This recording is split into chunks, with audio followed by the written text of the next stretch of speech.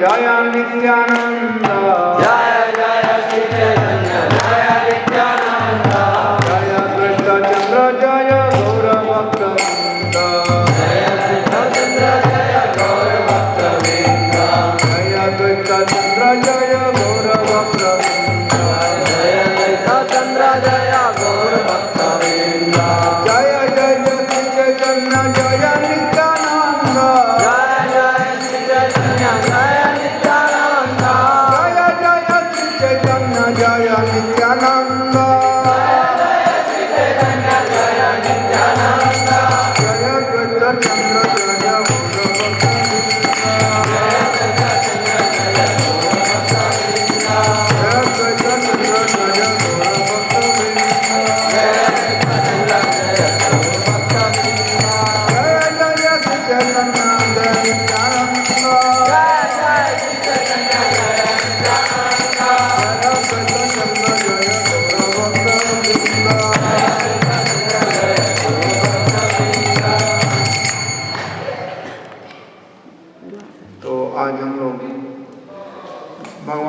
महाप्रभु वृंदावन में परिभ्रमण कर करके प्रयाग के लिए प्रस्थान कर दिए हैं और प्रयाग में वल्लभाचार्य के यहाँ प्रसाद ग्रहण किए और वहीं पर रघुपति उपाध्याय से मुलाकात हुई। तो ये कथा वहाँ तक हम चलेंगे। गंगा जमुना प्रयाग नारिल डुबाइते प्रभु डुबाइल कृष्ण प्रेमे पन्याते गंगा जमुना प्रयाग नारिल डुबाइले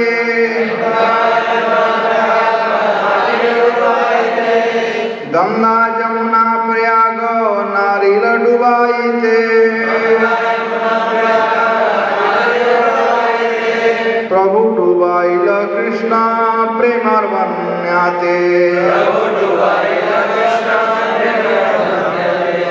गंगा जमुना प्रयाग नारिल डुबाइते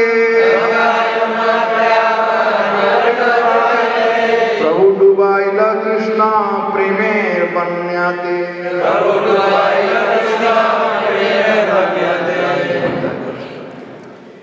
गंगा जमुना प्रयाग नारिल डुबाइते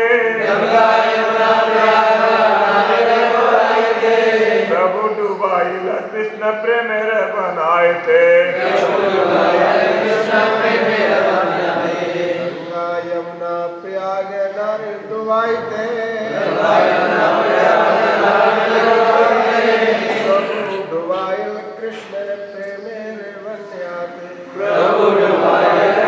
प्रेमेर बनाइते गंगा जमुना प्रयाग नारिल डुबाइते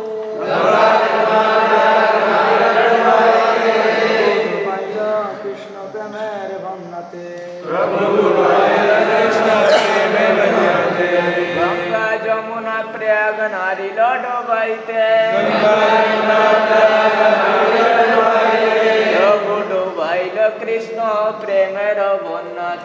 प्रभु डुबाइल कृष्ण प्रेमेर वन्यते गंगा जमुना प्रयाग नारिल डुबाइते प्रभु डुबाइल कृष्ण प्रेमेर वन्यते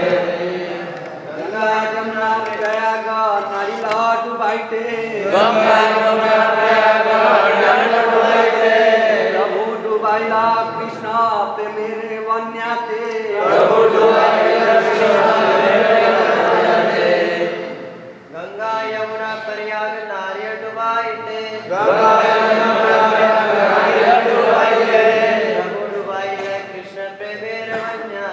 प्रभु डुबाइल कृष्ण प्रेमेर वन्यते माता जी लोग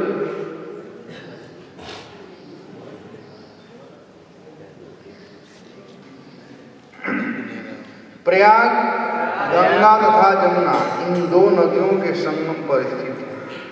यद्यपि ये नदियां अपने जल से प्रयाग को जलमग्न नहीं कर सकी थी, किंतु श्री चैतन्य महाप्रभु ने कृष्ण प्रेम की लहरों से पूरे भूभाग को अपलावित कर दिया था। ज्ञान तिमिरान्धस्य ज्ञानंजन शलाकया चक्षुर्मिलितं येन तस्मै श्री गुरवे नमः। जय श्री कृष्ण चैतन्य प्रभु नित्यानंद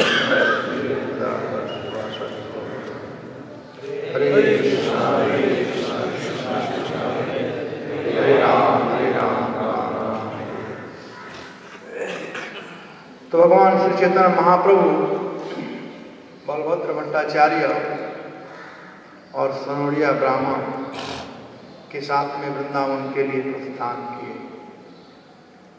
जब वे मथुरा से वृंदावन आए तो सर्वप्रथम वे गौओं का दर्शन किए।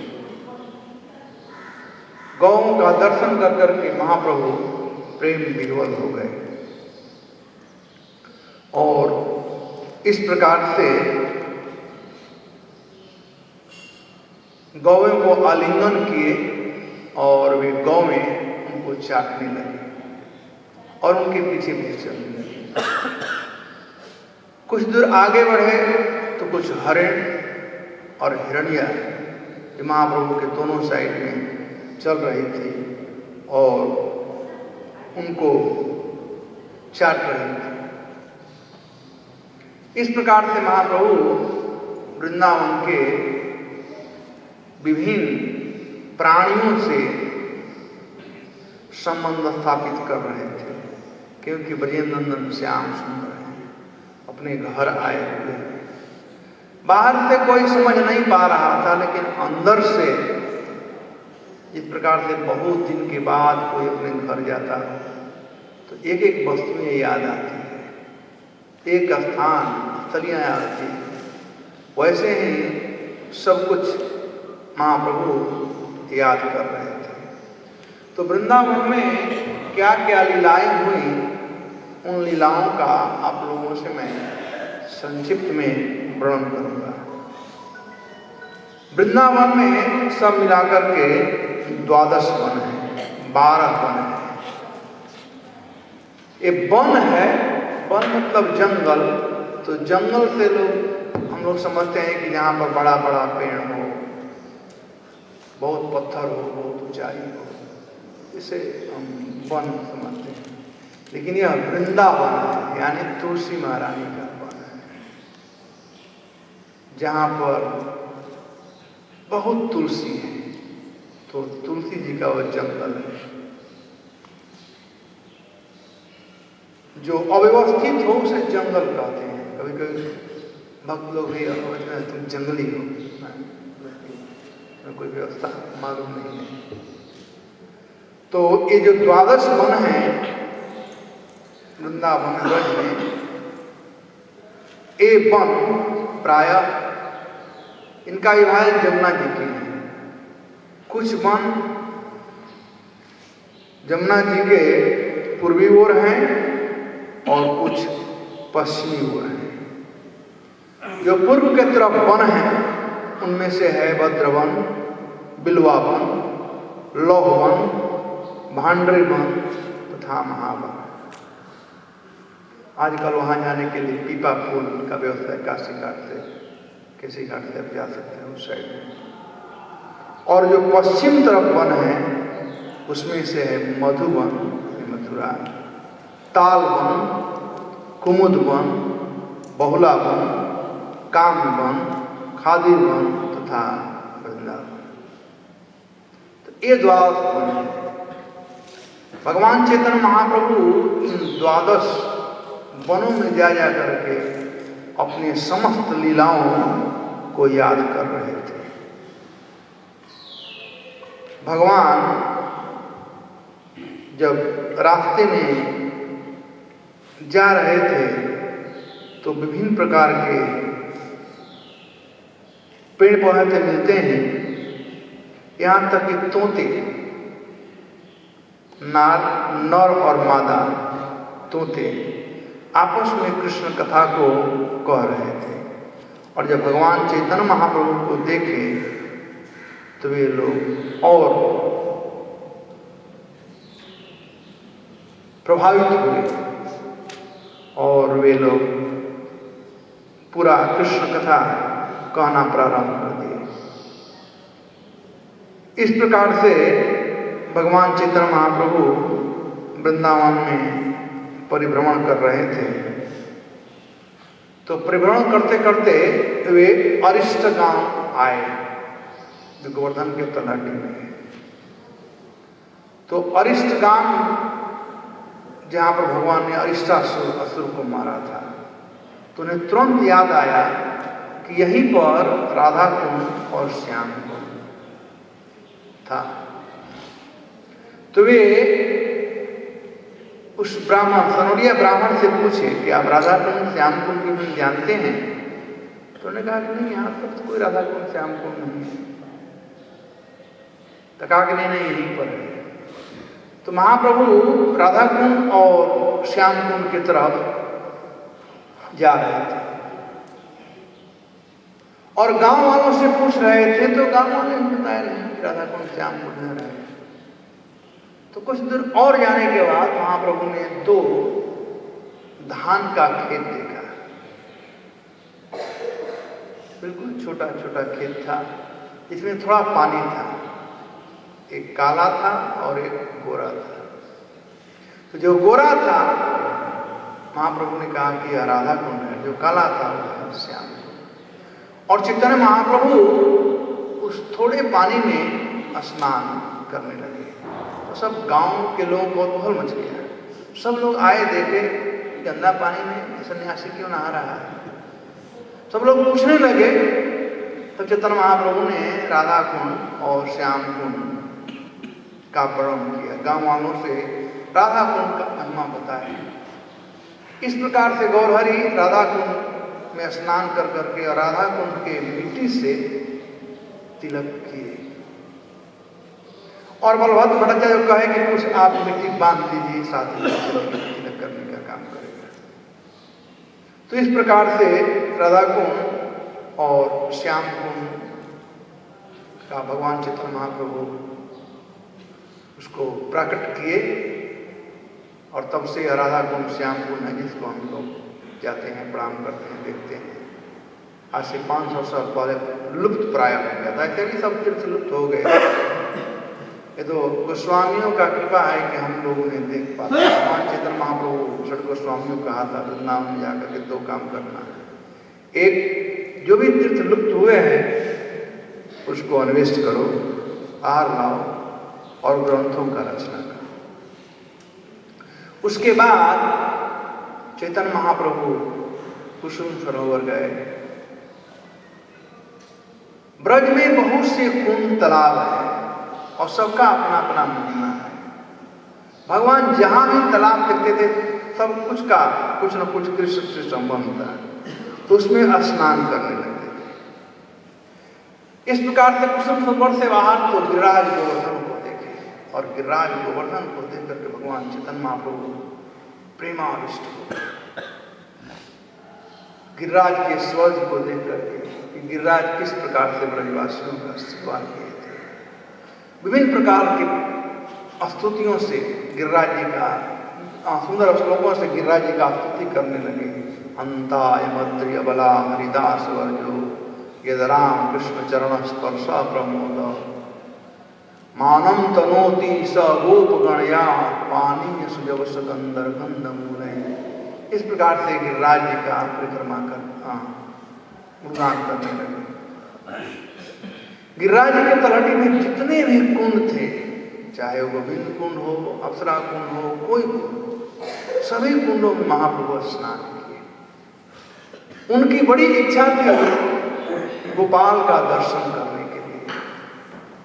जिन गोपाल को माधवेंद्रपुरी बाद लाए थे, लेकिन गोपाल जतिपुरा के पर्वत पर थे, ऊपर थे। भगवान चैतन्य महाप्रभु चूंकि भक्त का पाठ कर रहे थे, भक्त के रूप में आए थे, तो एक गिरिराज गोवर्धन पर चढ़ना नहीं चाहते थे, क्योंकि गिरिराज जी साक्षात कृष्ण है और भगवान के भक्त हैं। तो कोई भी भक्त भगवान के सिर पर नहीं चढ़ना चाहेगा। महाप्रभु चढ़ना नहीं चाहते, लेकिन गोपाल का दर्शन करना चाहते थे। जिन गोपाल का स्थापन दादाजी ने किया था, यानी माधवेंद्रपुरी ने किया था। तो कृष्ण कुछ ऐसा ही व्यवस्था किए कि रात में कोई व्यक्ति आया और पूरे गोवर्धन एरिया में हल्ला कर दिया कि मुगल लोग, मुसलमान लोग आ रहे हैं और कल आक्रमण करने वाले हैं। सब भाग, सब लोग जो जो कुछ साथ में था सब लेकर के चले भाग। और उसी साथ में गोपाल को भी लेकर के चले गए। गोपाल उनके आराध्य देव थे, तो गोपाल को लेकर कैसे कैसे छिपा कर गोपाल का पूजा करते थे, जीवन यापन करते थे। तो इस प्रकार से अभी जो उस साइड में जहाँ पर गिरिराज का पूजा होता है, गांव का नाम क्या है, अन्योर, वहां पर भगवान चैतन्य महाप्रभु गोपाल का दर्शन किए। भगवान दर्शन देना चाहते थे महाप्रभु, नहीं दूसरे का दर्शन किए। और वहां से कीर्तन होते हुए गोपाल के साथ में भगवान अन्योर है चैतन्य महाप्रभु, और गोपाल की स्थापना वहां की गई। ये तो मुसलमान लोग आ रहे हैं, तो स्वप्न मात्र था, सही बात नहीं था। तो गोपाल का कुछ लीला था कि चैतन्य महाप्रभु गोपाल का दर्शन कर सके। बाद में गोपाल मथुरा आ गए, अभी वे मथुरा में निवास करते हैं। तो इस प्रकार से भगवान चैतन्य महाप्रभु विभिन्न वनों का दर्शन करते करते गोकुल आए। गोकुल में विभिन्न स्थलियों का दर्शन किए, ब्रह्मांड घाट पर आए, उखल बंधन का जो लीला था, जमलार्जुन वृक्षों का दर्शन किए, उस स्थली का ब्रह्मांड घाट पर स्नान किए और बाद में वे आए मथुरा। जब मथुरा आए तो चैतन्य महाप्रभु के विषय में मथुरा के लोग जान गए थे पहले से भी। अब खूब भीड़ जुटने लगा महाप्रभु का दर्शन करने के लिए, उनसे मिलने के लिए। तो एक तरह से उनकी भक्ति में बाधा उत्पन्न हो रहा था। तब भगवान चैतन्य महाप्रभु सोचे कि अब मथुरा नहीं रहूंगा, और मथुरा को छोड़ करके वृंदावन तरफ आए। वृंदावन तरफ आए और अलग अलग स्थलियों पर निवास करते थे। यथा केसी घाट, विश्राम धाम, अक्रूर घाट, केसी घाट होते होते भगवान द्वादश टीला और काली घाट इत्यादि पर निवास करते थे। काली घाट के बगल में इमली तला है, तो वहाँ जाकर के भगवान चैतन्य महाप्रभु इमली वृक्ष के नीचे विश्राम करते थे। आज भी इमली तला में चैतन्य महाप्रभु का चबूतरा है, यहाँ पर बैठते थे। और फिर भगवान की रासस्थलियों का दर्शन किए, यहाँ तक कि जब वे नंदगांव गए तो नंद बाबा यशोदा मैया का जो श्री मूर्ति आप लोग देख रहे हैं, उसको भगवान चैतन्य महाप्रभु निकलवाए थे। गुफा में पड़ा हुआ था गांव में। कामवर में भगवान विभिन्न लीलाओं का दर्शन किए और पुनः वृंदावन आ जाते थे। तो मोस्टली वे केसी घाट की तरफ रहते थे और इमली तालाब पर निवास करते थे। तो वहां पर एक कृष्णदास नाम के एक व्यक्ति आया भगवान चैतन्य महाप्रभु से मिलने के लिए। वो जब भगवान चैतन्य महाप्रभु को देखा,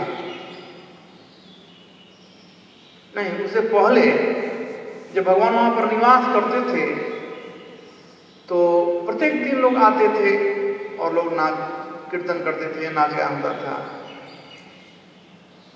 और लोग आकर के यही कहने लगे कि कृष्ण पुनः अवतरित हुए हैं, कृष्ण पुनः ब्रज में आए हुए हैं। तो एक के मुंह से निकला और पूरे वृंदावन में बात फैल गई कि कृष्ण साक्षात आए हुए हैं, लेकिन कोई बता नहीं रहा कि कृष्ण हैं कौन। तो हल्ला हो गया पूरे ब्रज में। तो कुछ लोग आकर के चैतन्य महाप्रभु से कहे कि कृष्ण पुनः ब्रज में आए हुए हैं, वृंदावन में आए हुए हैं और काली लीला करते हैं। जमुना जी में कालिए दह में कालिए पर नाचते हैं। कालिए तो है नहीं, लेकिन कृष्ण उनको बुला लिए और कृष्ण कालिए पर नाच रहे हैं। तो महाप्रभु उन लोगों के श्रद्धा को भंग नहीं करना चाहते कि हाँ कृष्ण जरूर आए, स्वयं कृष्ण है, कृष्ण हाँ कृष्ण जरूर आए, कृष्ण वृंदावन में निवास कर रहे हैं। और ऐसे भी कृष्ण वृंदावन को छोड़ते हैं नहीं है। वृंदावन परित्यज्यम पादम एकम न गच्छति, वृंदावन को छोड़कर कृष्ण कहीं जाते नहीं। ऐसे भी तो इस प्रकार से लोगों में बहुत कौतूहल था और सब लोग शाम रात को जा करके और दर्शन करते थे और नेक्स्ट डे आकर के चैतन्य महाप्रभु उसका वर्णन करते थे कि कि हम लोगों का कितना सौभाग्य था कि आज हम लोगों ने कृष्ण का दर्शन किया, कृष्ण का दर्शन किया। और महाप्रभु भी मुड़ी हिलाते थे, ठीक है, तो अपना दर्शन किया। तो एक दिन कोई भी बात कोई एक बार कहा जाए, हाँ, उसी बीच में कृष्णदास एक दिन आए जब भगवान चैतन्य महाप्रभु निद्रा के नीचे बैठे हुए थे। तो केसी तीर्थ पर दोपहर का समय था, भगवान एकांत में बैठ करके नाम संकीर्तन कर रहे थे। तो और जो भी आता था उससे नाम का कीर्तन के विषय में बतलाते थे। तभी एक कृष्णदास आए और चैतन्य महाप्रभु को देख करके भाव विभोर हो गए। ये क्षत्रिय जाति के थे, गृहस्थ थे। वे महाप्रभु को देख करके विह्वल होकर के उन्हें साष्टांग दंडवत प्रणाम किए और महाप्रभु उनसे पूछे कि तुम कौन हो? प्रभु कहे कि तुम्ही कहाँ तुम्हार घर? कृष्णदास कहे वही गृहस्थ पामर। तुम कौन हो, कहाँ से आए, तुम्हारा घर कहाँ है? तो कृष्णदास कहते हैं मैं पतित एक गृहस्थ हूँ, जाति से राजपूत।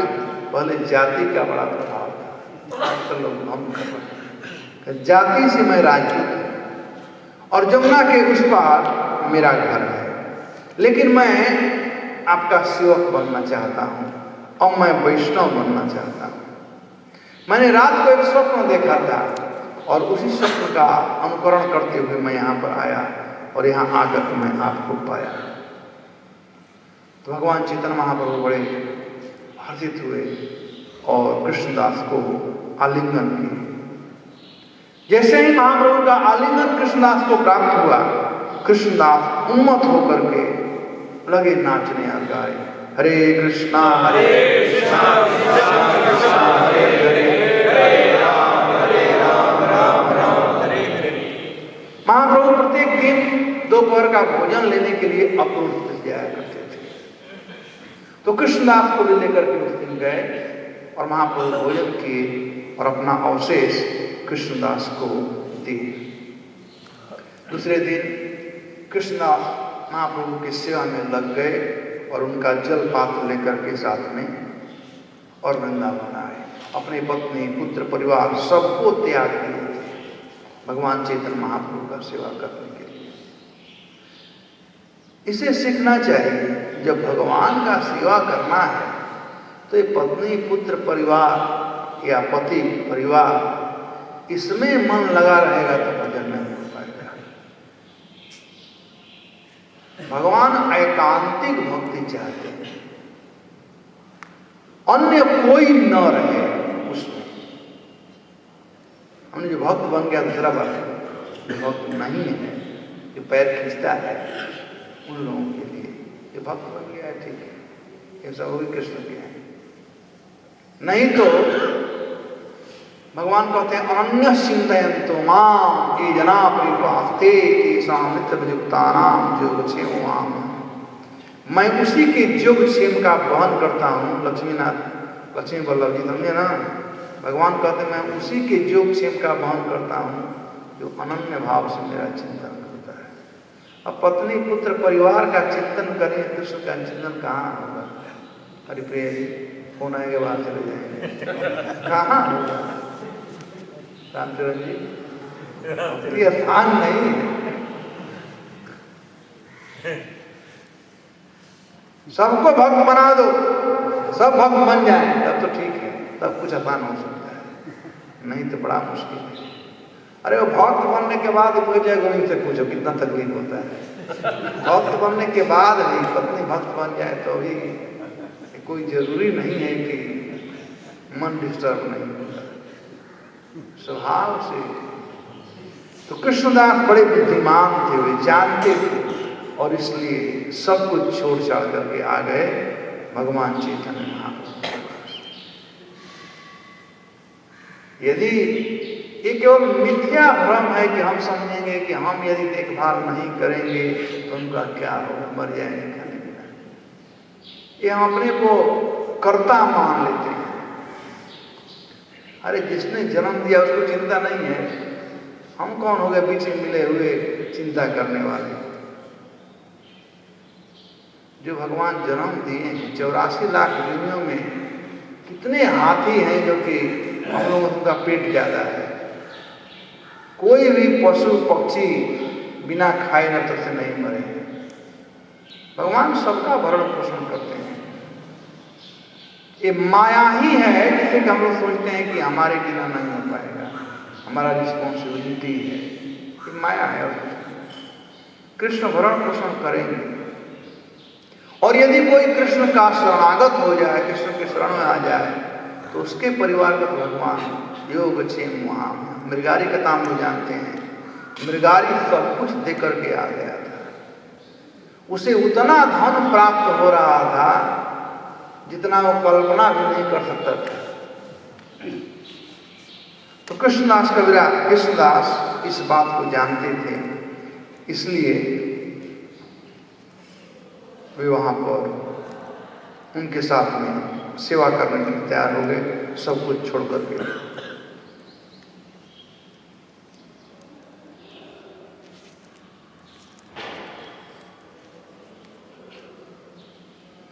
एनीवे, और उस समय ये रूमर चल रहा था वृंदावन में कि साक्षात कृष्ण आए हैं। लोक कहे कृष्ण प्रकट कालिय दहे रजले, कालिय सिरे नृत्य करे फणारत्न ज्वले। कहते हैं कृष्ण कालिय दह में कालिय पर नाचते हैं जब, तो जो कालिय का मुंह खुलता है, फण निकालता है, तो उसका रत्न जो है लाल दिखाई पड़ता है। और चूंकि जल में है, नाचते हैं तो इधर उधर होता है। साक्षात देखिल लोक नहीं का संशय, सुनी हंसी कहे प्रभु सब सत्य है। कालिय लीला सत्य है और आज भी कालिय लीला हो रहा है। महाप्रभु का ये बात सही है बिल्कुल। हालांकि उन लोगों की दृष्टि एक अलग है और महाप्रभु का दृष्टि अलग है। वे लोग अपनी दृष्टि में छाया को ही सब समझते हैं। जैसे हाथ का छाया धूप में दिखा है, कहीं 5 अंगुली है, क्या कहेंगे? 5 अंगुली है। 5 अंगुली है, लेकिन वो छाया भी 5 अंगुली वस्तु भी है। तो ऐसे कृष्ण नित्य विहार करते हैं वृंदावन में, सब लीला, लेकिन वे छाया रूपी उसको वर्णन कर रहे थे। तो भगवान ने कहा सही कह रहे हैं तुम लोग। यही मत 3 रात्रि लोके रगमन, सबे आशी कहे कृष्ण पायलू दर्शन। 3 दिन तक लगातार भीड़ चलता रहा और सब लोग बार बार आकर यही कहते थे, इतना हमारा सौभाग्य है कि हमने आज कृष्ण का दर्शन कर लिया है, साक्षात कृष्ण का दर्शन किया। वास्तव में उन लोगों ने भगवान चैतन्य महाप्रभु का दर्शन करके सही कर साक्षात कृष्ण का दर्शन किया। चैतन्य महाप्रभु स्वयं श्री कृष्ण है, तो उनका दर्शन करके उनसे ही कर दे, आज मैंने साक्षात कृष्ण का दर्शन किया। बिल्कुल सही है, साक्षात कृष्ण थे वहां पर चैतन्य महाप्रभु के। तो 3 दिन तक लगातार ये बात चल रही थी। तो ये बलभद्र भट्टाचार्य थे, उनके भी मन थोड़ा सुगबुगाने लगा कि मैं भी थोड़ा चल करके दर्शन करा था। तो उन्होंने महाप्रभु से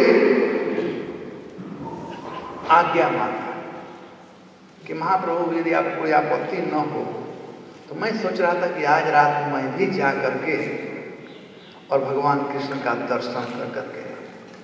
भगवान चैतन्य महाराज उठाए हाथ, बदमाश नहीं का, तो कृष्ण का दर्शन करना चाहता है, मूर्ख कहीं का। तो विद्वान होकर के मूर्ख के समान बात कर रहे हो। भला कलयुग में कृष्ण के प्रकट होंगे? कलयुग में कृष्ण प्रकट हो चुके हैं। समझ नहीं रहे थे। कृष्णदास देख रहे हैं क्या हो रहा है। सन्यासी झापड़ मार दिया ब्रह्मचारी को।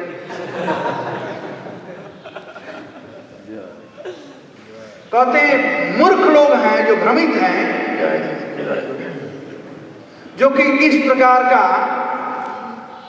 ढोंग रच कर करके और उत्तेजित होकर के, भ्रमित होकर के लोगों में बात फैला रहे हैं। और तुम पागल बन गए हो, ऐसा कह रहे हो। बैठो तुम यहीं पर, तुम कृष्ण दर्शन करना चाहते हो, ठीक है कृष्ण दर्शन हो, बैठो। इस प्रकार से भगवान चैतन्य महाप्रभु बैठाए, उनको संतावना दिए, डांटे फटकार करके। दूसरे दिन कुछ अच्छे सज्जन व्यक्ति लोग आए और महाप्रभु से मिले। कृष्ण ही व्यवस्था किए थे इन सज्जन व्यक्तियों का, साधु लोग थे बेचारे जो सत्य को जानते थे। तो आते ही वास्तव में चैतन्य महाप्रभु, बलभद्र भट्टाचार्य और कृष्णदास के मन में कहीं शंका न हो जाए, और ब्राह्मण भी था तो लोग आते थे। अब चैतन्य महाप्रभु अकेले नहीं थे, 5 हो गए थे। कृष्णदास थे, बलभद्र भट्टाचार्य थे, वो ब्राह्मण था जो आया था, सनोडिया ब्राह्मण, और दूसरा ब्रह्मचारी जो साथ में बंगाल से आया था, क्योंकि बलभद्र भट्टाचार्य और एक ब्राह्मण और महाप्रभु 3 लोग आए थे, और देव 5 हो गए। तो महाप्रभु सबके मन के शंका को दूर करना चाहते थे। तो उन्होंने पूछा उन लोगों से कि हम सुनने में आ रहा है कि कृष्ण आजकल आए हुए हैं, लोग कृष्ण का दर्शन कर रहे हैं। तो उन्होंने पूछा कि आप लोगों ने कृष्ण का दर्शन किया, क्या आपने कृष्ण को देखा? तो लोगों ने कहा कि लोग पागल हो गए हैं, कैसे कैसे विचित्र प्रकार के लोग हैं। अरे जमुना जी में एक मलाह है, मछली मारता है रात को दीप जला करके,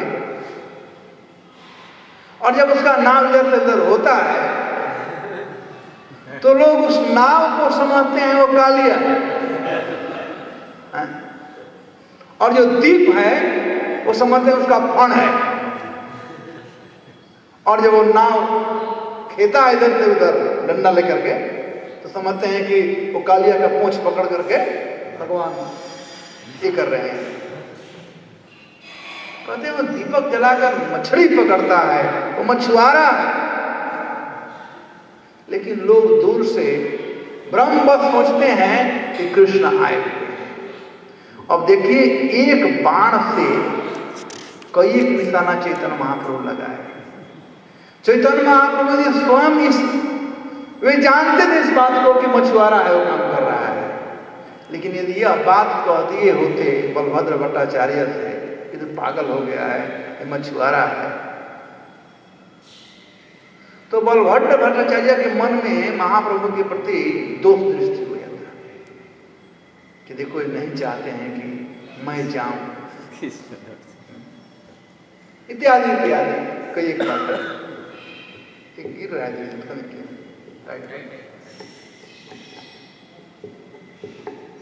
तो महाप्रभु अपने न कह करके उन सज्जन व्यक्तियों से इस सत्य को कहलवाए, और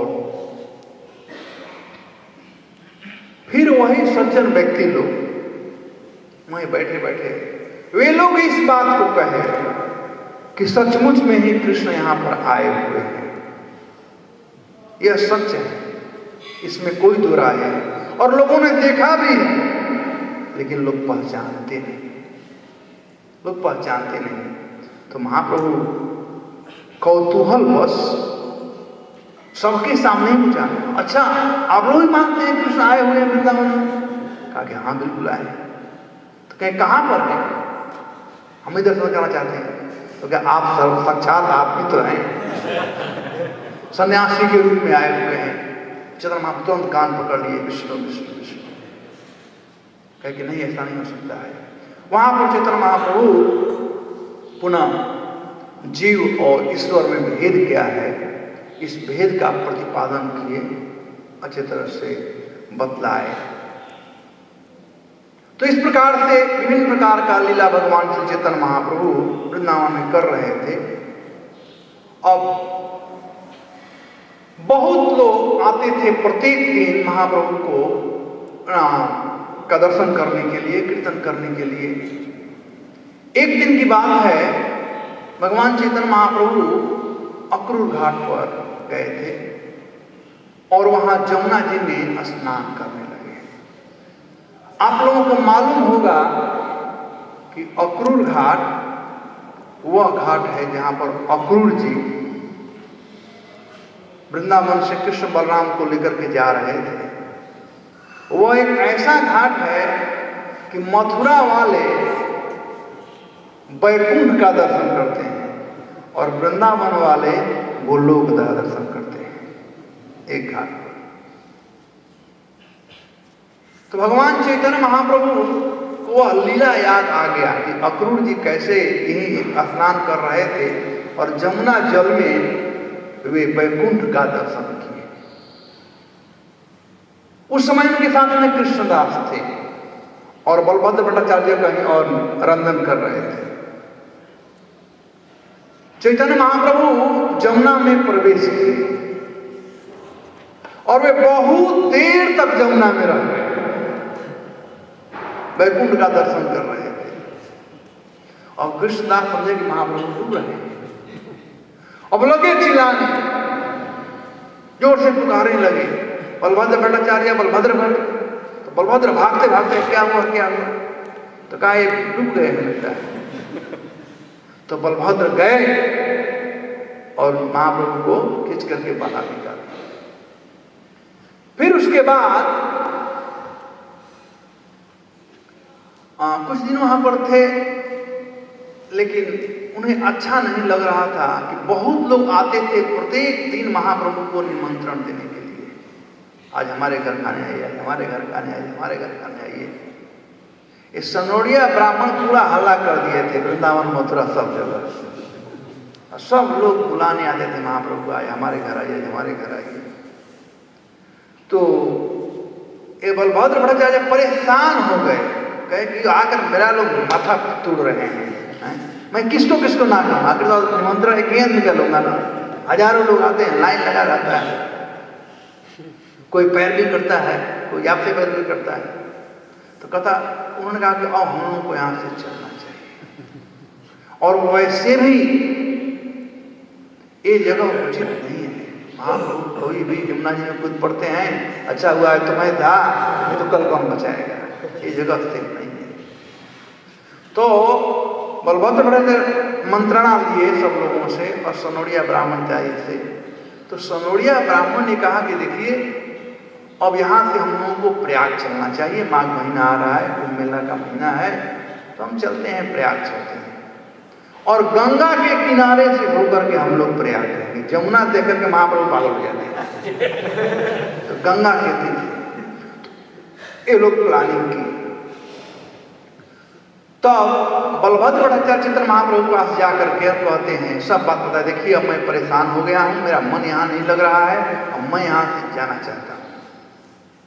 लोग आपको आमंत्रित करने के लिए डेली आ रहे हैं, एक नहीं हजारों लोग आ रहे हैं, हम लोगों का भजन कीर्तन हो नहीं पा रहा है, अब हम लोगों को यहाँ से चलना चाहिए। चैतन्य महाप्रभु का मन नहीं कर रहा था ब्रज छोड़ने के लिए, लेकिन उन्होंने बलभद्र भट्टाचार्य से कहा कि हे बलभद्र भट्टाचार्य, आपके चलते मुझे वृंदावन का दर्शन हो पाया, मैं आपका चिर ऋणी हूं, आप जो कहेंगे मैं करने के लिए तैयार हूं। बस तो बलभद्र चाहते हैं कि चले हम यहाँ से। तो इस प्रकार से वे लोग वहां से चले और एकांत होते हुए गए हैं बाय द वे। तो कृष्णदास क्षत्रिय थे, वे गंगा के किनारे के पूरे रास्ते को जानते थे और वैसे ही सनोड़िया ब्राह्मण भी जानते थे। तो ये 5 लोग अब निकले प्रयाग के लिए। तो चंबल के घाटी से होकर के आ रहे थे, बड़ा वो बिहड़ एरिया है, आज भी वो झांसी तरफ देखा जाए तो उधर क्या नाम, इटावा साइड में ना। हाँ, तो लेकिन गंगा वाला, यमुना भी वहाँ पर है, एक साइड में यमुना, एक साइड में गंगा जी है, लेकिन बिगड़ एरिया है। मैं गया था, देखा अभी क्या इतना कहीं ऊंचा कहीं नीचा, बहुत बिगड़ है। और ये मुसलमानों का पूरा एरिया, पठानों का एरिया है। हम लोग को चलना चाहिए। प्रभुपाद जी कहते हैं कि वही वो एरिया है जहाँ पर लोग वैष्णव हैं, कीर्तन करते हैं, पठानों के पता रहता है कहाँ पर, रिसर्च करना चाहिए। तो चैतन्य महाप्रभु जब आ रहे थे तो गंगा स्नान किए,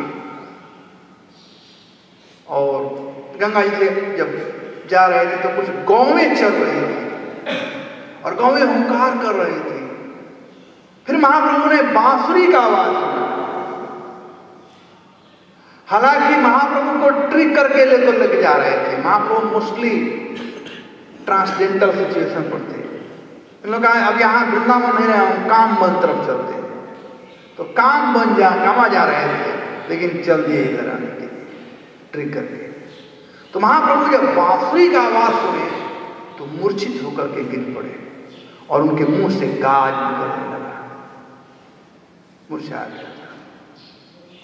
तब तक से कुछ पठान लोग, जो पठान राजा थे, उसके कुछ सिपाही लोग 10-12 वहां से निकल रहे थे। तो देखे कि सन्यासी है, इसके मुंह से गाज निकल रहा है और ये 4 लोग इधर हैं। तो इन लोगों ने कहा कि लोग ठग है, बदमाश नहीं का, इस सन्यासी को धतूर खिला करके इसका धन तुम लोग लूट लिए हो, तुम लोगों को दंड दिया जाएगा। बंदी बना लिए तुरंत। 10 थे लोग, 4 थे, बंदी बना लिए और कहे तुम लोगों को दंड दिया, हैंग किया जाएगा, मारा जाएगा तुम लोगों को, तुम लोग इस सन्यासी का सब धन लूट लिए। तो ये जो बंगाली बाबू जो थे, बलभद्र भट्टाचार्य और दूसरा, बेचारे कांप रहे थे, वो डर रहे थे। ऐसे भी अपने घर में कुत्ता शेर हो जाता है, दूसरे घर में दुम दबा लेता है। तो इन लोगों के लिए, बंगाल से आए हुए लोग थे, इन लोगों के लिए थोड़ा ये था। और ये जो थे कृष्णदास और सनोड़िया ब्राह्मण, इन लोगों में साहस था। तो सनोड़िया ब्राह्मण ने कहा नहीं भाई, तुम लोगों को गलतफहमी हो रही है, इसमें से कोई ठग नहीं है, ये हमारे प्रभु हैं, हम इनके सेवक हैं, इनके सेवा के लिए हैं। इनको मिर्गी का रोग है, कभी कभी मिर्गी हो जाता है। यदि आप लोगों को विश्वास नहीं है तो आप हमको बंदी बना करके यहीं पर रहो जब तक इनको होश ना आ जाए, फिर देख लेना। तो डर बदमाश है, तो ठग है, ठग लिया इसको और तो उल्टा सुल्टा बात कर रहे हो। तो पुलिस वाले थे, तो आप दादागिरी दिखाना शुरू किया। अब कृष्णदास से रहा नहीं गया। कृष्णदास जमींदार थे, कह देखो तुम्हारे जैसे हमारे यहाँ सैकड़ों सिपाही हैं, मैं जमींदार हूं, मैं भजन कर रहा हूं, भक्त बन गया हूं, तो मारपीट छोड़ दिया, लेकिन तुम लोग मुझे याद दिला रहे हो, एक आवाज दूंगा ना 1000 सिपाही यहाँ पर आ जाएंगे और तुम लोग का देखभाल कर देंगे। थोड़ा लोग डर गए, क्योंकि कृष्णदास क्षत्रिय थे तो उनका आवाज भी थोड़ा जोर नहीं चला।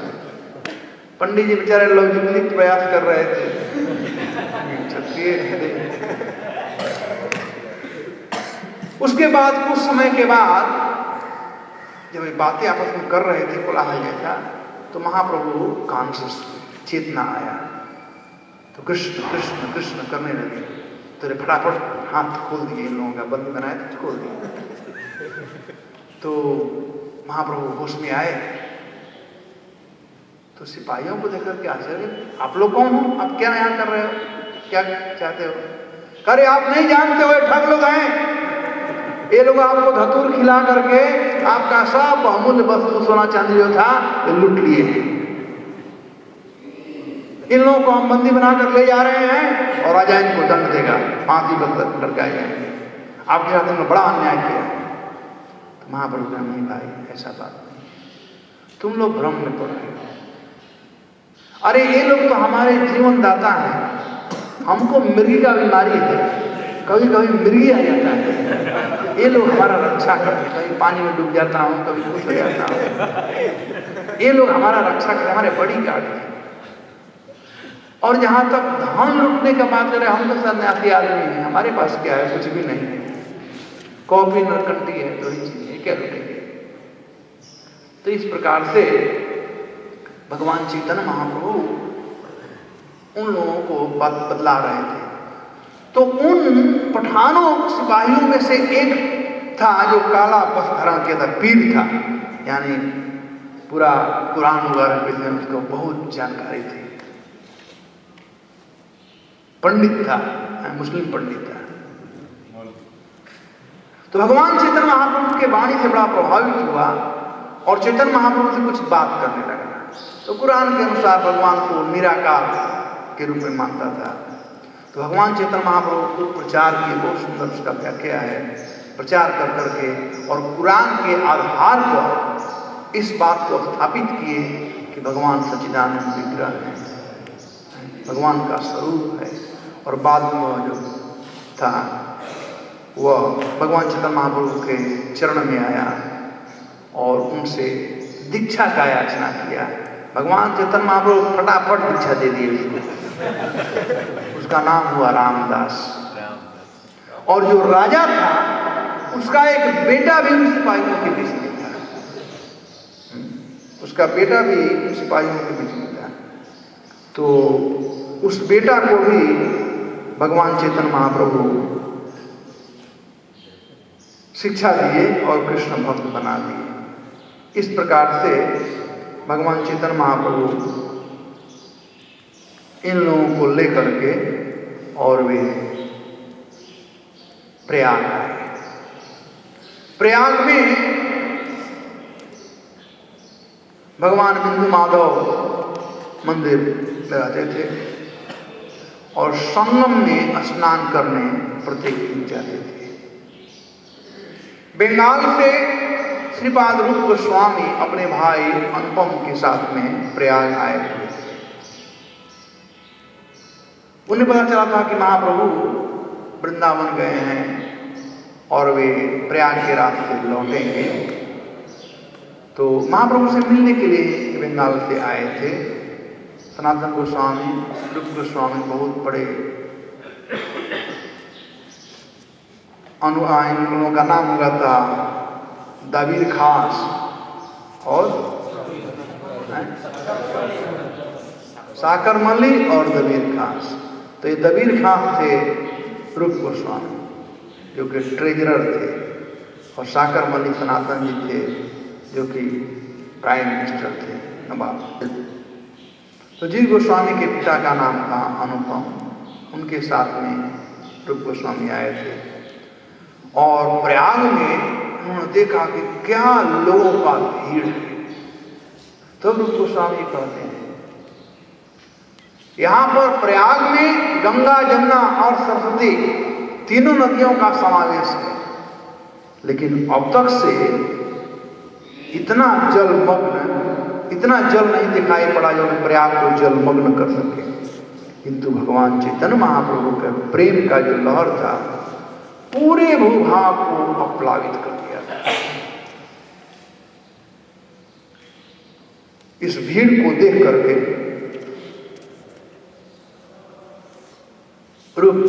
सनातन और उनके भाई बड़े प्रसन्न हुए और उधर चैतन्य महाप्रभु बिंदुवाधव मंदिर में बैठ करके और ऊर्ध्ववाहन होकर उच्च स्वर से हरिनाम किया करते थे। हरे कृष्णा कृष्णा कृष्णा हरे हरे, हरे राम राम राम हरे हरे।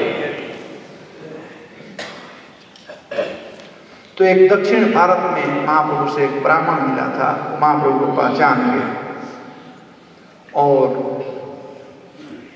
वहीं पर वो अपने घर पर महाप्रभु को बुलाया,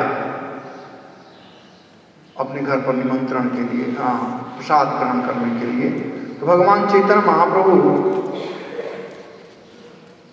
उस विप्र के घर प्रसाद ग्रहण करने के लिए गए और कुछ दूर पर रूप और उनके भाई दोनों दांत में तृणा कर करके दुई गुच्छ तृण दुहे दशने धरिया प्रभु देखे दूरे पड़े दंडवत हैया दूर से ही दंत तृणा धरी तृणा तिनका दांत में रख करके और दूर से ही महाप्रभु को दोनों भाई प्रणाम कर रहे थे, प्रेमाविष्ट होकर अनेक संस्कृत के श्लोक को बार बार पढ़ते और उन्हें प्रणाम करते थे। और वहीं पर उन्होंने ये श्लोक कहा था, नमो महाबदान्याय कृष्ण प्रेम प्रदाय थे कृष्णाय कृष्ण चैतन्य नाम। चैतन्य महाप्रभु को देख करके बड़े प्रसन्न हुए और कहे कि उठो, रूप को उठाए और अपने पास बुलाए। कृष्ण करुणा किछु ना जाए वर्णने विषय रूप होते काढ़िला तुई दुई जने। कहते हैं कृष्ण का ही कृपा है, उनके कृपा कोई वर्णन नहीं कर सकता है कि तुम दोनों भाइयों को संसार के कुएं से निकाल भौतिक भोग विलास के कुएं से निकाल करके यहाँ पर लेकर के आए। न मे भक्तस्य दुर्वेदी मद्भक्त सब च प्रिय तस्सैदेयं ततो ग्राह्यं स च पूज्यो यथायहम्। जैसा कि भागवतम में भगवान ने कहा है कि कोई सब वेद पुराण जानने वाला भी है, यदि मेरा भक्त है नहीं है तो मेरे लिए प्रिय नहीं है, लेकिन कोई मेरा भक्त है, भले ही चंडाल परिवार में क्यों जन्म लिया हो, वह मेरा भक्त है। इतना कहकर भगवान चैतन्य महाप्रभु दोनों भाइयों को आलिंगित किए, दोनों को आलिंगन किए और फिर थोड़ा हाल चाल हुआ कि आप लोग यहाँ पर कैसे आए और कैसे कैसे ये सब हुआ। तो वे लोग बताए। फिर चैतन्य महाप्रभु सनातन गोस्वामी के विषय में पूछे और सनातन गोस्वामी के विषय में रूप गोस्वामी बताए कि क्या हो रहा है और बहुत जल्दी वे भी आएंगे। भगवान चैतन्य महाप्रभु जब रूप और वल्लभ को देखे और उनके मुख से कृष्ण नाम सुनते थे तो बड़े प्रसन्न हुए। एक और घटना घटी जहाँ पर भगवान चैतन्य महाप्रभु रहते थे त्रिवेणी संगम पर, उसके उस साइड में, ठीक है, संगम यहाँ पर है, बिंदु माधव मंदिर इधर है, जमुने जी उधर हैं और उसके उस पार एक गांव है जिसका नाम है अड़ैल ग्राम। तो वल्लभाचार्य अड़ैल ग्राम के थे, जो पुष्टि मार्ग संप्रदाय के आचार्य हैं। तो वल्लभाचार्य बहुत लोग आते थे महाप्रभु से मिलने के लिए, नौका से जमुना पार करके आना पड़ता था। तो वल्लभाचार्य उस दिन आए चैतन्य महाप्रभु से मिलने के लिए और वे चैतन्य महाप्रभु को अपने यहाँ आने के लिए आमंत्रित किए प्रसाद ग्रहण करने के लिए।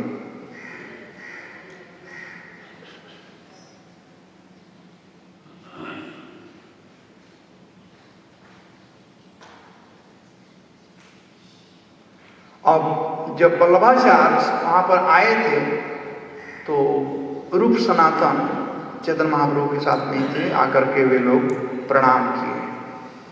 तो वल्लभाचार्य को बड़ा आनंद था चैतन्य महाप्रभु से मिल करके। हम लोग इस बात को जानते हैं, यदि किसी बड़े आदमी से हम मिलने जाते हैं और उस आदमी के प्रति सम्मान जब होता है तो कहना ही क्या है, उस आदमी का एक एक वस्तु अच्छा लगता है, कुत्ता भी क्यों न हो, तो हाथ घुमा लेते हैं। तो वैसे ही जब वल्लभाचार्य वहाँ पर आए और रूप और उनके भाई जब प्रणाम किए तो वल्लभाचार्य उन लोगों को आलिंगन करना चाहते थे और वे लोग दूर से ही इन्होंने कहे कि नहीं नहीं, हम लोग तो अस्पृश्य हैं, हम अछूत हैं, हम पापी हैं, आप हम लोगों को कृपया स्पर्श न करें। और भगवान चैतन्य महाप्रभु भी बतलाए। इहो नाही अस्पृह इहो जाति अतिहीन, वैदिक जागी तुम्हें कुली न प्रवीण। कहा कि आप इनों का स्पर्श न कीजिए, आप उच्च कोटि के ब्राह्मण हैं। महाप्रभु समझ गए कि बल्लवाचार्य में थोड़ा अपने जात का अभिमान है। नहीं तो जब रूप ने कहा कि नहीं नहीं हम तो बहुत नीच जाति के हैं, आप मुझे स्पर्श न कीजिए, यदि जाति भेदभाव न होता तो बल्लवाचार्य तुरंत आलिंगन करते, अरे आप वैष्णव हैं। लेकिन थोड़ा एक भेद था। चैतन्य महाप्रभु ने कहा कि आप तो उन जाति के नीच लोग हैं, इन भाइयों को आप मत स्पर्श कीजिए।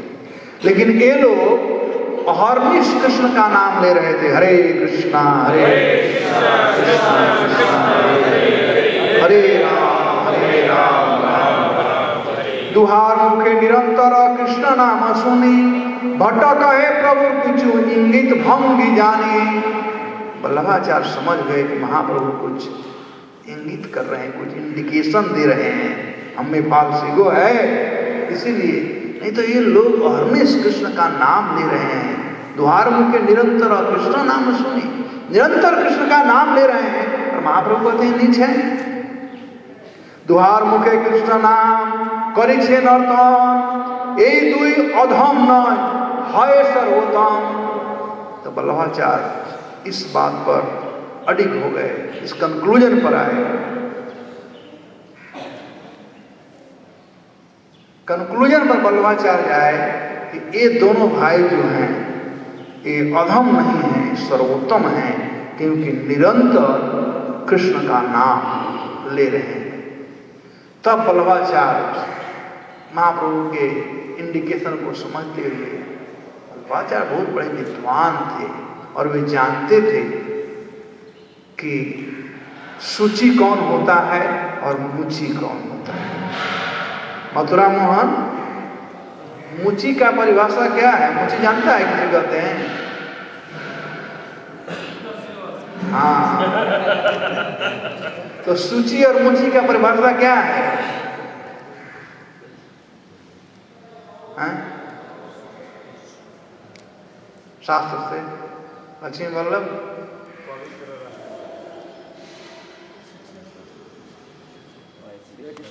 शुचि है मुचि यदि कृष्ण तजे, और मुचि है शुचि यदि कृष्ण तजे। मुचि भी, अधम व्यक्ति भी यदि कृष्ण का नाम लेता है, कृष्ण का भजन करता है तो पवित्र हो जाता है। लेकिन ब्राह्मण परिवार में जन्मा हुआ पवित्र भी यदि कृष्ण का भजन छोड़ देता है, यदि कृष्ण तजे, कृष्ण को त्यागता है तो मुचि अधम हो जाता है। और इस बात को बल्लभाचार्य जानते थे, इसीलिए श्लोक कोट करना शुरू किए। अहो बतो सपचोया गरियाम यज्जिह्वाग्रे वर्तते नाम तुभ्यम, ते पुस्तपस्ते जुहुषस्तुनार्ज ब्रह्मानुचूर्णानि गृह्णन्ति एते। अहो बतो सपचो गरियाम। हाँ, यज्जिह्वाग्रे वर्तते नाम तुभ्यम, ते पुस्तपस्ते जुहुषस्तुनार्ज। कहते हे प्रभु, जिस व्यक्ति ने अपने जिह्वा से पवित्र कृष्ण नाम ले लिया, वह दीक्षित ब्राह्मणों से भी कहीं बढ़कर है, ब्राह्मण से भी कहीं बढ़कर है, यदि कृष्ण का नाम लेता है। यह जिह्वाग्रे वर्तते नाम तुभ्य, इसके जिह्वा के अग्रभाग में आपका नाम हो रहा है। भले ही वो चंडाल परिवार में जन्म लिया है, स्वपचो, स्व मतलब कुच्चा, कुत्ता, और पचा मतलब खाने वाला। कुत्ता खाने वाला यदि वो चंडाल है, वह भी गरियाम हो जाता है, वह भी महिमा युक्त हो जाता है, महिमा मंडित हो जाता है। कब? यह जिह्वाग्रे वर्तते नाम, जब उसके जिह्वा से आपका नाम आता है। उन ब्राह्मणों से जो तपस्या किए हैं, दान किए हैं, लेकिन उनके जिह्वा से भगवान का नाम नहीं आता, वे श्रेष्ठ हैं। तो इस प्रकार से बल्लभाचार्य इन लोगों के विषय में बतलाए कि नहीं नहीं ये लोग मुची नहीं हैं, ये सूची हैं। और बहुत सुंदर वार्ता हुई। और उसके बाद बल्लभाचार्य इन लोगों को भी आमंत्रित किए कि इनको भी लेकर आइए घर पर। तब लोग जाने लगे अड़ेल गांव जाने के लिए। तो नौका से जाना था। जमुना जी को देख करके महाप्रभु भाव विभोर हो गए और झांप मार दिए, कूद पड़े जमुना जी में। सब लोग आश्चर्य करें क्या हो रहा है।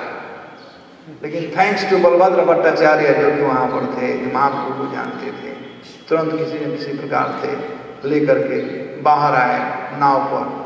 और नाव पर भी उपद्रव मचाना शुरू कर दिया महाप्रभु।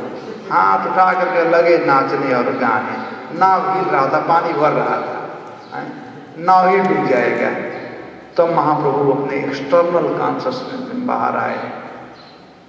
बाहर आकर के और सोचे कि गड़बड़ हो जाएगा, नाव डूब गया तो कितने लोग मर जाएंगे इसमें से, तैरना जो नहीं जानता है। एनीवे, इस प्रकार से चैतन्य महाप्रभु को बल्लभाचार्य लेकर के आए और उनके घर पर सबको प्रसाद दिए। और बाद में बल्लभ भट्ट महाप्रभु का जो शिष्य था वो दिए रूप और उनके भाई को। और इस प्रकार से महाप्रभु प्रसाद ग्रहण कर लिए। तो उन्होंने बल्लभाचार्य कहा कि आप भी आइए प्रसाद ग्रहण कीजिए। उसी समय एक तिरहुती ब्राह्मण, तिरहुत का एक ब्राह्मण, पहले बिहार का 4 राज्य था, हम लोग रट करके रखे थे, सारण, चंपारण, मुजफ्फरपुर और दरभंगा। और इन सब को ये 4 राज्य थे, तिरुटिया राज कहते थे। तिरुटिया, यहाँ के लोग तिरुटिया कहलाते हैं। एनीवे, हेन काले आइला रघुपति उपाध्याय, तिरोहित पंडित तब वैष्णव महाशय। वही महान वैष्णव थे। आसीते हो कैल प्रभु चरण बंदन, कृष्ण मति रहो बोल प्रभु वचन। आकर के भगवान चैतन्य महाप्रभु को प्रणाम किए। अब चैतन्य महाप्रभु ने कहा कि कृष्णमति रस्तु, आपका मन सदा कृष्ण में लगा रहे। सुनी आनंदित हईल उपाधे रमन, प्रभु तारे कहल कह कृष्ण प्रणन। ये जो सेक्शन है मुझे बहुत प्रिय सेक्शन है, बड़ा अच्छा लगता है। रघुपति उपाध्याय और चैतन्य महाप्रभु का जो ये है, इसलिए मैं एक एक शब्दों पर बोलूँगा, एक प्यार तो अलग रहा। इसलिए जब तक हो सके हम इसी बात करेंगे। सुनी आनंदित हईल उपाध्याय रमन, प्रभु तारे कहिल कह कृष्ण प्रणन। उपाध्याय, रघुपति उपाध्याय महाप्रभु का आशीर्वाद प्राप्त कर करके अत्यंत प्रसन्न हुए। इसके बाद चैतन्य महाप्रभु, देखिए प्रायः चैतन्य महाप्रभु कृष्ण कथा कहते थे, लोगों से कृष्ण नाम लेने के लिए कहते थे।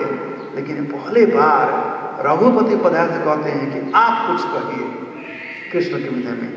प्रभु तारे कहिल कह कृष्ण प्रणन। रामचरण जी समझ रहे हैं ना?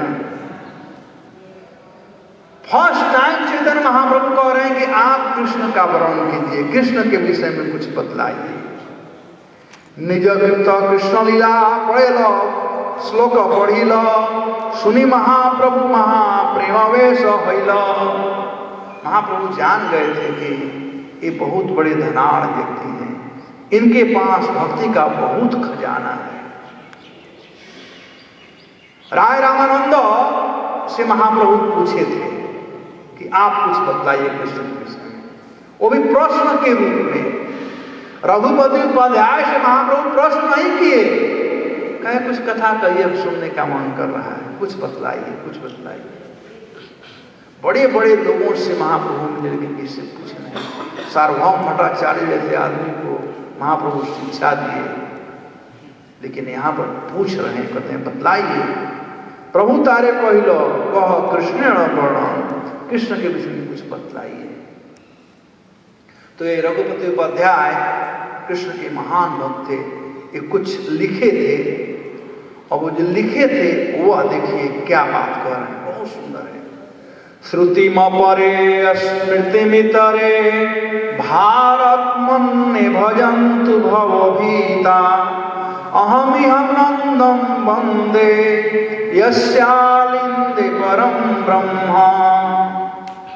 श्रुति मपरे स्मृति मितरे भारत मन्ने भजन्तु भवभीता, कहते मन ने, मैं मानता हूं लोग डर के चलते वेद शास्त्र पुराण पढ़ते हैं, उसका पूजा करते हैं, कुछ लोग महाभारत का भी, लेकिन यहां तक मेरा सवाल है, कहते हैं अहम इह नंदम वंदे यस्या लिंग परम।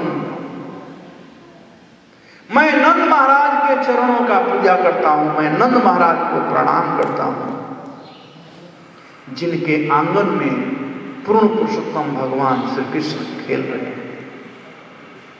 अहम इह नंदम वंदे यस्यालिंदे परम ब्रह्म।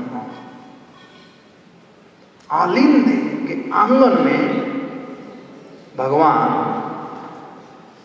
परम ब्रह्म जो भगवान है वे खेल रहे हैं, सब प्रेजेंटेंस में खेल रहे हैं।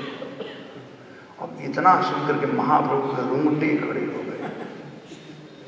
कोई बेटा से बाप का गुणगान करता है तो, और वही बाप से बहुत दिन के बाद कोई बाप के विषय में बताए, अन्य संबंध देखिए, रघुपति उपाध्याय समझ गए कि साक्षात ब्रजेंद्र श्याम सुंदर है। अब याद दिलाए उस आंगन में जहां पर भगवान खेले थे, ये आंगन कोई ऑर्डिनरी आंगन नहीं था, ये पूर्वजों का आंगन था, जहां पर ये दो वृक्ष जमल वृक्ष थे। ये जमल वृक्ष को प्रजन्य बाबा लगाए थे, नंद बाबा के पिताजी लगाए थे, और उसी आंगन में पुनः आंगन का बात आ रही है। आंगन की बड़ी महिमा है। नंद बाबा का आंगन छोटा आंगन नहीं था, बहुत विशाल का आंगन था। एक तरफ से नंद बाबा का कोट था, उसी जमल वृक्ष के नीचे, अर्जुन वृक्ष के नीचे बैठ करके नंद बाबा फैसला सुनाया करते थे। भगवान कृष्ण वहां पर बैठते थे, गौवी आकर के वहां बैठती थी। वो गो शरण था, यहाँ गौवी बैठती थी घने अर्जुन वृक्ष के नीचे, और उसी आंगन में भगवान खेलते थे। तो कहते हैं कि मैं तो उस नंद बाबा को प्रणाम करता हूं, जिनके आंगन में पर ब्रह्म खेल रहे हैं। महाप्रभु बड़ी खुश, कहते हैं आगे कहो प्रभु वाक्य उपाध्याय कहिल। उपाध्याय कहते हैं कि आगे और कहिए। अब महाप्रभु कितने प्रसन्नचित हैं और सुनना चाहते हैं। कहते हैं रघुपति उपाध्याय नमस्कार कैल। तो जब कहे कि आगे कहिए तो मतलब कि स्वीकृति मिल गई कि जो उन्होंने लिखा है अब तक से वो महाप्रभु को अच्छा लग रहा है, अथराइज हो रहा है। तो बड़े प्रसन्न होकर के आगे कहते हैं कम प्रति कथयुति मीसे संप्रति को वाप्रतीत मयातु गोपति तनया कुंजे गोपवधूटि विटम ब्रह्मा। कहते मैं कैसे इस बात को कहूं, कौन व्यक्ति मेरे बात पर विश्वास करेगा, कौन विश्वास करेगा। पर ब्रह्म का बात हो रहा है। यहां तक तो लोग विश्वास भले कर लें कि नंद बाबा के आंगन में पर ब्रह्म खेल रहे हैं, लेकिन जमुना के किनारे लड़कियों के पीछे पर ब्रह्म दौड़ रहे हैं, यदि यह बात मैं कहूं तो कौन विश्वास करेगा। कोई विश्वास नहीं। पर ब्रह्म, इनका सब लोग पर ब्रह्म मतलब भगवान का विराट रूप हो गया ना, पर ब्रह्म, परम ब्रह्म, परम धाम। ऐश्वर्यमयी भाव है परब्रह्म का। लेकिन वही परब्रह्म ब्रज में नंद बाबा के छोरे बने हुए हैं और बाल लीला कर रहे हैं। कम प्रति कथा ही तुम से, किससे जाकर इसे कहूंगा मैं। संप्रति कौवा प्रतितिम आयात, यदि कहूं भी तो कौन इसे विश्वास करेगा। तो मानो महाप्रभु कहते हैं बताओ क्या कहना चाहते हो, कहो तो कम से कम मैं तो सुनूं। कभी कभी नहीं कहते हैं, कोई कहता बहुत हमारे पास अच्छा बात करने का, हाँ बताइए क्या बात है, नहीं कोई बात नहीं। अरे बताओ क्या बात है, नहीं कोई बात नहीं। तो थोड़ा उत्सुकता और बढ़ रही है।